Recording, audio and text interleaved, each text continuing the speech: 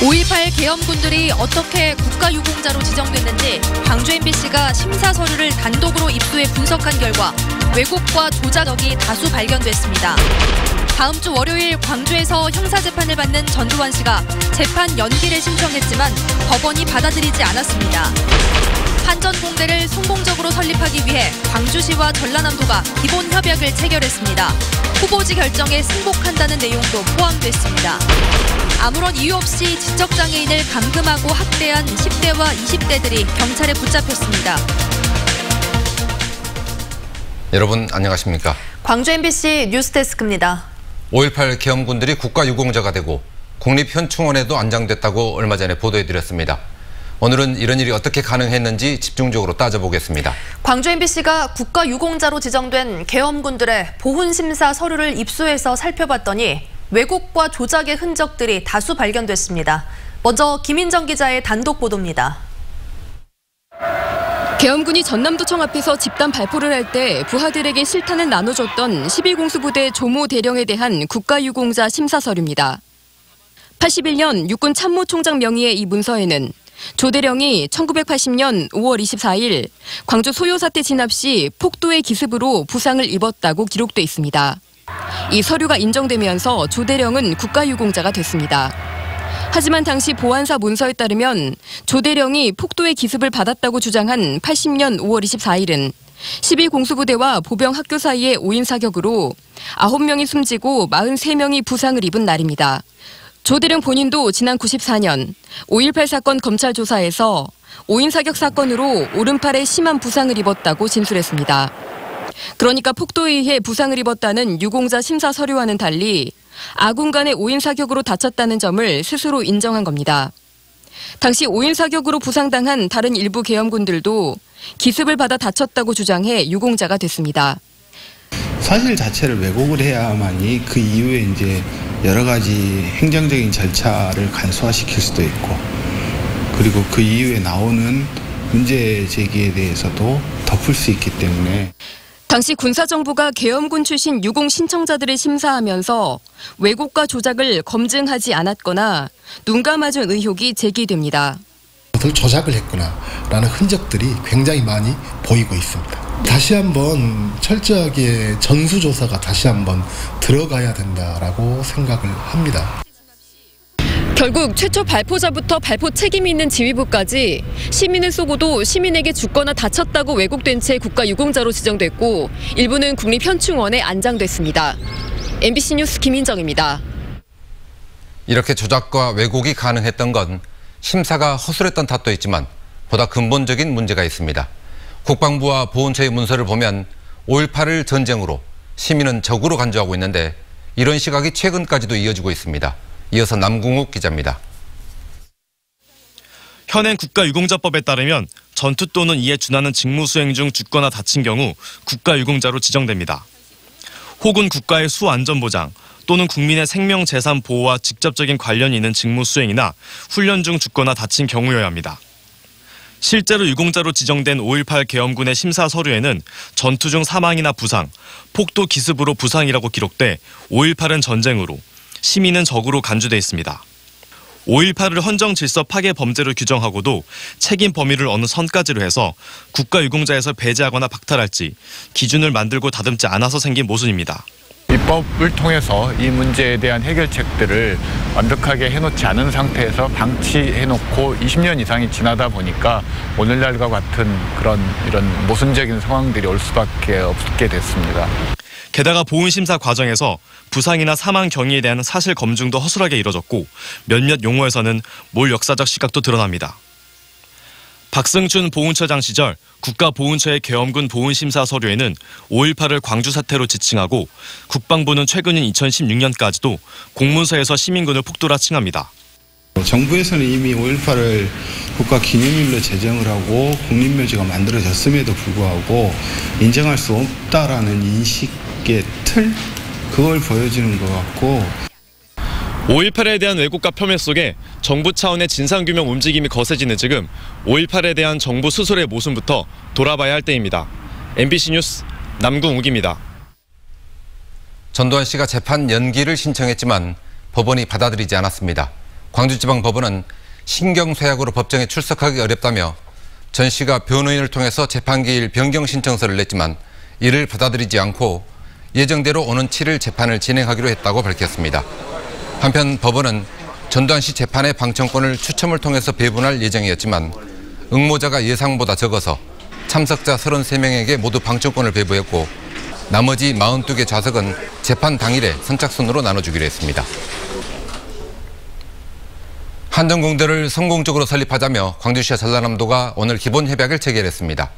후보지 결정에 승복하자는 뜻도 포함되어 있는데 정작 협약식장에서도 미묘한 신경전이 느껴졌습니다. 보도 이계상 기자입니다. 오는 2022년 개교를 목표로 추진 중인 한전공대의 성공적 설립을 위해 광주 전남 시도지사가 손을 맞잡았습니다. 범정부 차원의 설립지원위원회를 중심으로 한전공대 설립을 차질 없이 추진하자고 뜻을 모았습니다. 하지만 캠퍼스가 어디로 가느냐는 지역 발전과 직결된 문제여서 협약식에서도 미묘한 신경전이 벌어졌습니다. 한전은 나주에 있고 한전공대는 강주에 있는 것이 상생의 길이 아니냐 하는 이런 염원과 간절한 소망이 많습니다. 우리 전라남도는 연구 중심의 대학, 한전공대와 같이 세계적인 연구 중심의 대학이 필요가 절실하다고 하겠습니다. 광주 전남 자치단체 한전공대 유치 경쟁이 뜨거워진 상황에서 범정부 설립지원위원회 주관으로 성공적 설립을 위한 기본 협약이 체결됐습니다. 결과 발표 이후 발생할 후폭풍을 사전에 차단하겠다는 의지가 담긴 것입니다. 전남에 위치하든 광주에 위치하든 우리가 어디에 있든 다 우리의 것이라고 하는 대한민국의 학교라고 하는 대학이라고 하는 그런 우리 자부심을 가지고 가자 하는 그런 맹세를 또 하는 그런 자리이기도 합니다. 광주시와 전라남도가 오는 8일까지 후보지 3곳씩을 추천하고 나면 심사위원회가 각 후보지에 대해서 본격적인 평가 작업을 진행할 예정입니다. 한전공대 부지 선정 결과는 이달 말에 발표되고 대학 설립과 운영 방안 등을 담은 최종 용역 결과도 이번 달 안에 공개됩니다. MBC 뉴스 이계상입니다.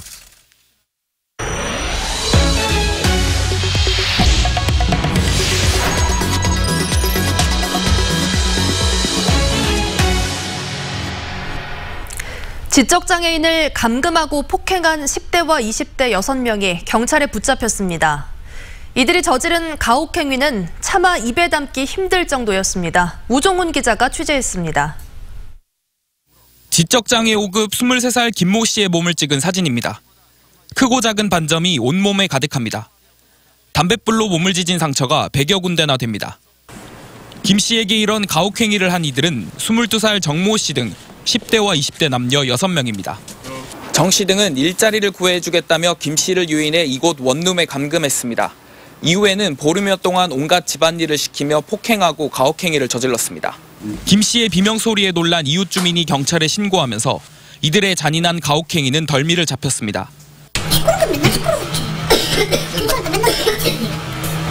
경찰은 폭행을 주도한 정 씨 등 2명의 구속영장을 신청했는데 경찰 조사에서 이들은 아무런 이유 없이 김 씨를 폭행했다고 진술했습니다. 피해자에게 왜 가혹행위를 하셨어요?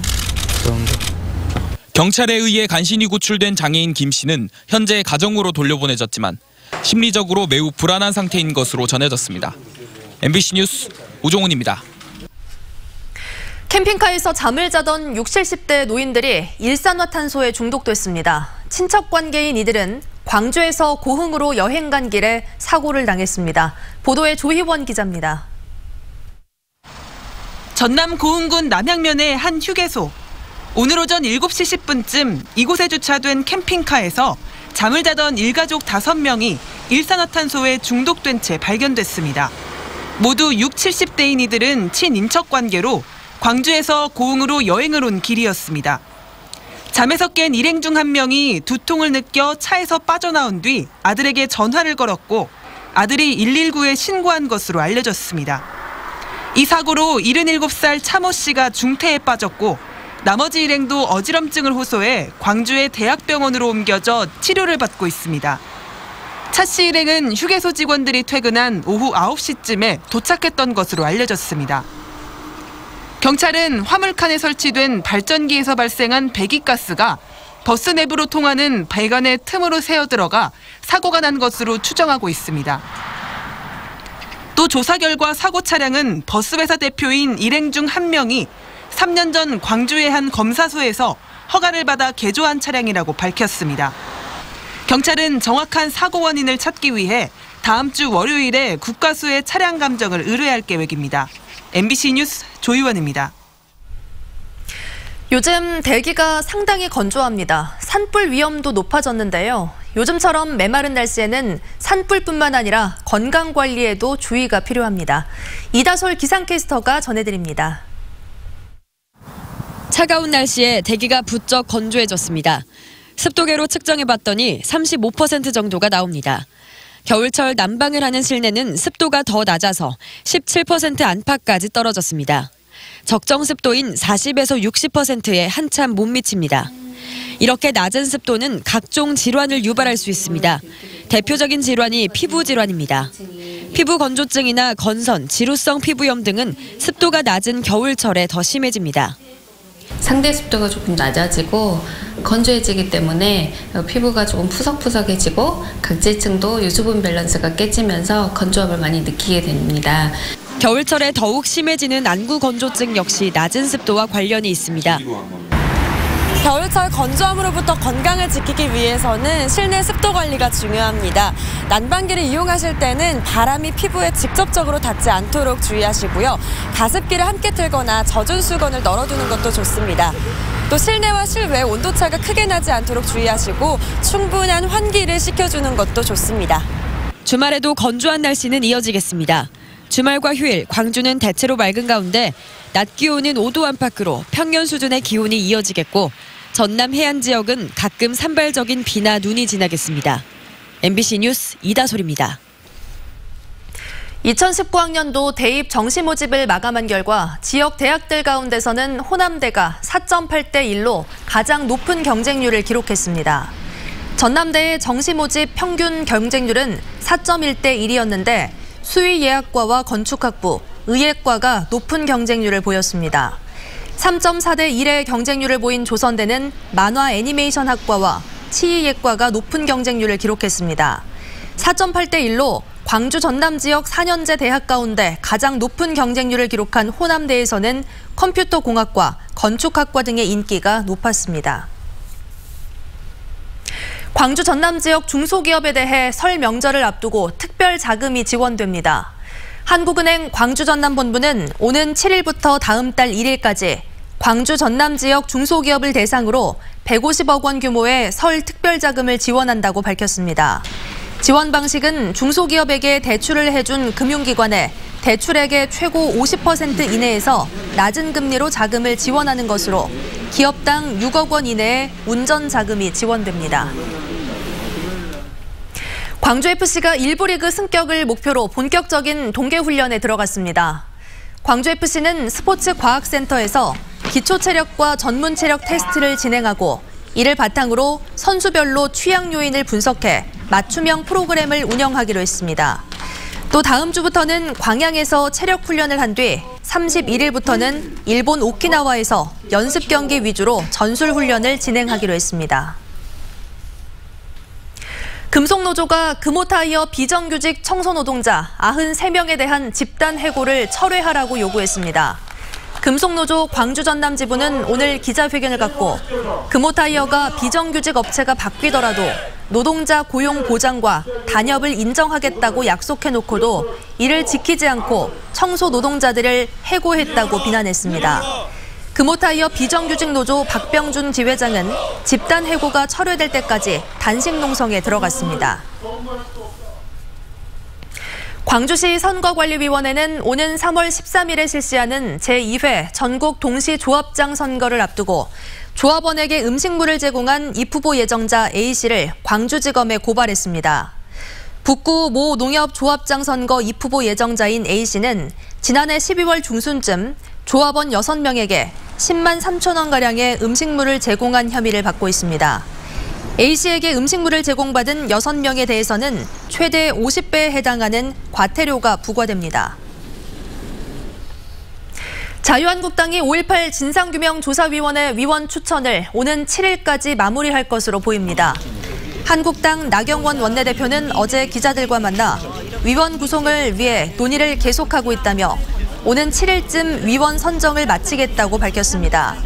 지난해 9월 5.18 민주화운동 진상규명 특별법이 시행됐지만 한국당이 조사위원 3명을 추천하지 않아 위원회 구성과 활동이 미뤄져 왔습니다. 전남 지역에 매년 1월부터 3월 사이 산불이 집중돼 각별한 주의가 요구됩니다. 전남 소방안전본부에 따르면 최근 3년 동안 전남에서 발생한 산불 가운데 45%인 112건이 1월에서 3월 사이에 발생해 건조한 날씨가 주된 원인으로 분석됐습니다. 안전본부는 또 산불 대부분이 부주의로 발생했다며 영농 폐기물 등 쓰레기를 소각할 때 각별한 주의를 당부했습니다. 바른미래당 광주시당은 민주주의 말살자를 아버지로 둔갑시킨 이순자 씨에 대해 석고대죄하라고 요구했습니다. 바른미래당은 신군부의 권력 찬탈을 위해 자국민을 상대로 참혹한 만행을 자행한 지 40여 년의 세월 동안 일말의 반성도 없는 뻔뻔함은 국민의 수치라며 참회와 속죄로 성실히 재판에 임하라고 요구했습니다. 국회 농식품위원장인 황주홍 국회의원이 공문서에 만 나이 기재를 의무화하고 일상생활에서도 만 나이 표기를 권장하는 법률안을 국회에 제출했습니다.